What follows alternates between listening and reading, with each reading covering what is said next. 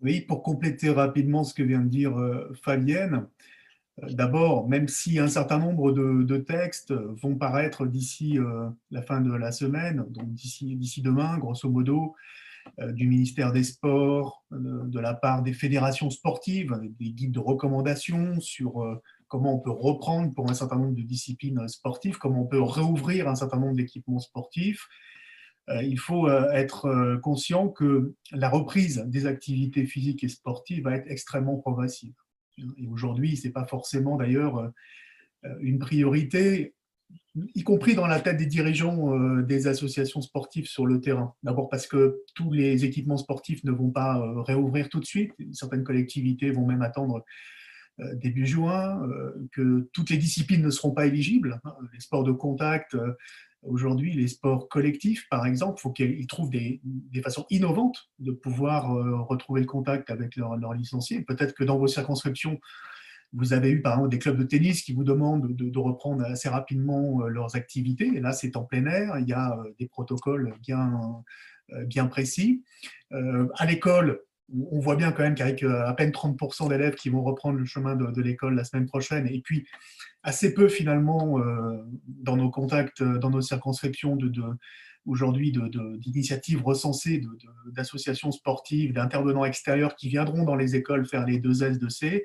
Bon, aujourd'hui, il faut être très clair, les associations sportives se projettent d'abord, et c'est leur première inquiétude sur la prochaine rentrée, celle de septembre, parce qu'elles craignent de perdre des licenciés pour des raisons économiques, pour des raisons sanitaires, de précaution des familles en particulier, et pour des raisons financières, et qu'aujourd'hui, il faut tout mettre en œuvre pour les accompagner sur le chemin de la reprise de leurs activités et de la pérennité de leur engagement bénévole, associatif, et notamment pour les dirigeants, mais aussi pour leur offrir des activités physiques adaptées. Le sport a eu une place importante pendant le confinement.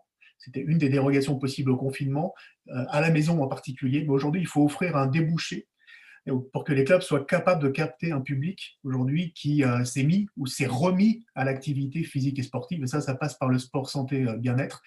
D'où l'intérêt d'avoir un soutien massif, notamment de l'État et du ministère. Donc je termine par là, Monsieur le Président.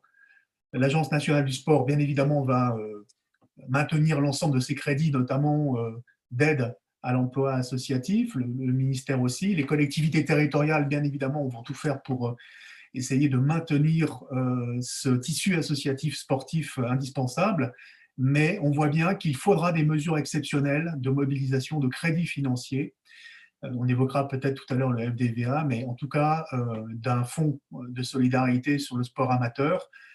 Et cela, beaucoup de personnes que nous avons auditionnées, au-delà des parlementaires qui sont présents, des députés qui sont présents pour ce compte rendu ce jeudi, l'ont dit, il faudra déplafonner les taxes affectées au financement du sport amateur pour que nous ayons des ressources financières pérennes à l'avenir pour ces clubs amateurs.